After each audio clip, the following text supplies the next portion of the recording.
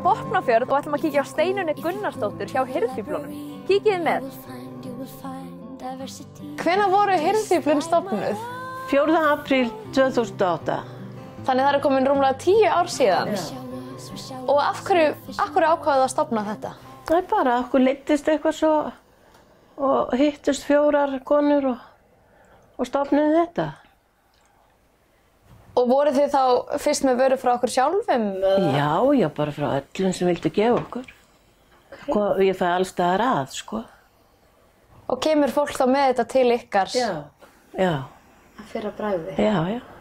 En hvernig er það? Núna er fjöldi ferðafólks að aukast alveg rosalega.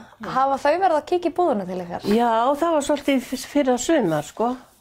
Það voru ekki að kaupa kannski mikið, en svona kannski smá. Koma skútum, svolítið. Já. En hvernig er aðsóknin í búðuna? Bara góð. Bara mjög góð. Og þið eru með opið, hvenær eru þið með opið? Frá 12:30 til 6 á föstudögum. En svo má hringja. En ertu með einhverja tölu yfir að hvað eru þið búin að safna miklu? Nei, ekki hugmyndið það. Það er einhverja milljónir. Já. Og Sundabúð fær allt. Sundabúð hvað? Elliheimili. Elliheimili? Já. Ég legg inn á gjafareikning og þau bara kaupa eitthvað sem vantar. Og það hlýtur að vera alveg æðisleg búbót. Já, það er alveg fínt. Hlutina í búðinni verðleggjaðir oftast ekki fyrir en þeir eru komnir á afgreiðsluborðið og er auðvelt að gera frábær kaup hjá þeim. Hún segir að sumar vörurnar komi aftur og aftur í búðina og er skemmtilegt að heyra hvað ein vara getur átt marga eigendur og langa sögu. Hvernig er það eins og með nytjamarkaðinn hjá Rauða krossinum? Eru þið í einhverju samstarfi?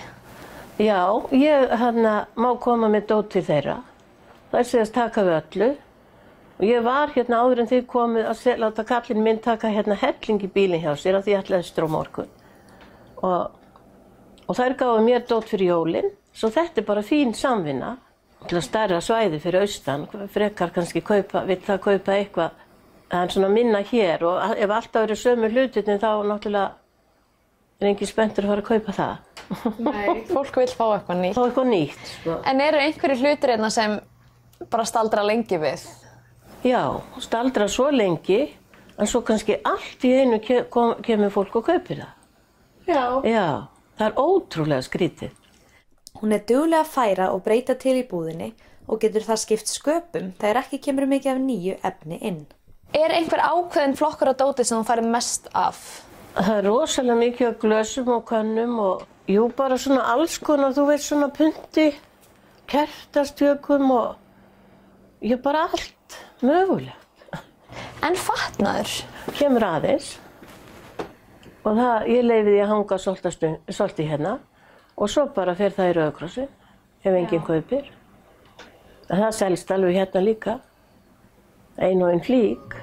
Þær eru nú komnar í fast húsnæði í eigu bræðra Steinunnar og stendur hún föst á því að ætla að keyra öllu dótinu fram af bryggjunni ef þeir segja henni upp.